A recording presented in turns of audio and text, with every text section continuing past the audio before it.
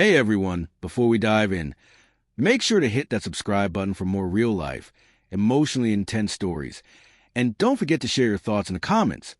I want to hear what you do in this situation. I remember the exact moment everything shifted.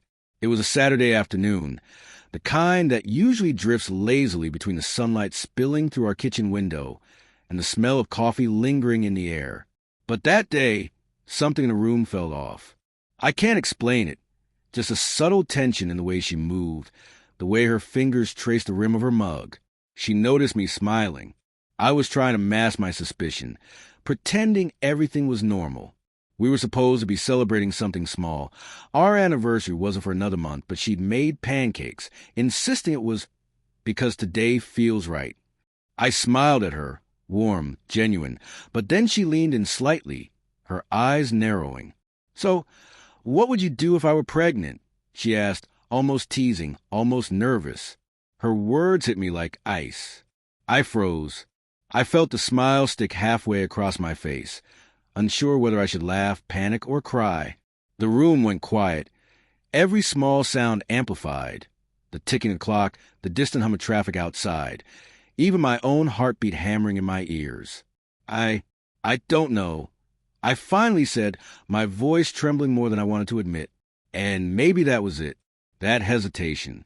That flicker of doubt. She smiled, but it wasn't the same warmth I'd felt in that kitchen for years. It was different. I started noticing things afterward. The missed calls she brushed off as nothing important. Texts that she left open a little too long before answering. Small excuses for being late or disappearing for an hour without explanation. At first, I questioned myself. Was I overthinking? Was my gut just being paranoid? I wanted to trust her. I needed to, but the feeling wouldn't leave. One evening, I stayed home early, pretending to be busy with work, just to see if anything seemed off. She walked in, humming, phone in hand, and I noticed her panic. The way her thumb hovered over the screen, the way she glanced around before quickly locking the phone. My stomach twisted. That moment, I realized something was wrong. I started piecing things together, little by little. A message left open on her laptop, a name I didn't recognize, random purchases she couldn't explain, and then the texts. Late at night, hidden notifications flashing across the screen when she thought I was asleep. My heart sank as the words became unmistakable. Someone else. Someone she had met only months ago. I felt betrayed, shattered in a way I couldn't have imagined. The memories I cherished, the late-night talks, the shared laughter, the quiet Sundays together, all felt tainted now. Every smile she had given me, every "I love you," suddenly carried the weight of a lie. I confronted her one night. My hands shook as I held her gaze, demanding the truth. She cried, stammered, tried to explain, to justify. "It didn't mean anything," she whispered. I was lonely, and you've been so busy with work."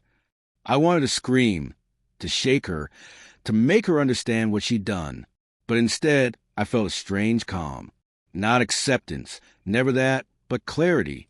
I couldn't unsee what I had discovered. I couldn't ignore the betrayal. I realized then that love without trust is fragile, and ours is splintered beyond repair. The next morning, I packed my things. I left her a note, short, factual, with no venom. "I hope you find what you're looking for. I need to find myself." I didn't wait for apologies, for explanations, or for tears.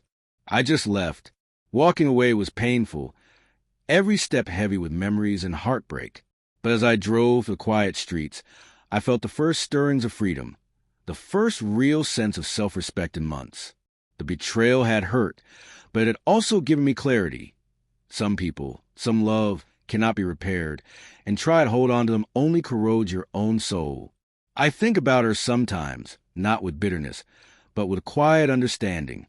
We were both flawed, both human. She made her choices, I made mine, and now I have space to heal, to rebuild, to find the life I deserve. So, to anyone listening, if something in your gut feels off, don't ignore it. Trust yourself. Love is precious, but trust is sacred. And when someone betrays that, the strongest thing you can do is protect your own heart. If you're related to the story or have ever faced a betrayal that changed everything, share your thoughts in the comments. I want to hear your experiences. And don't forget to subscribe for more real-life, emotionally raw stories that explore love, trust, and heartbreak.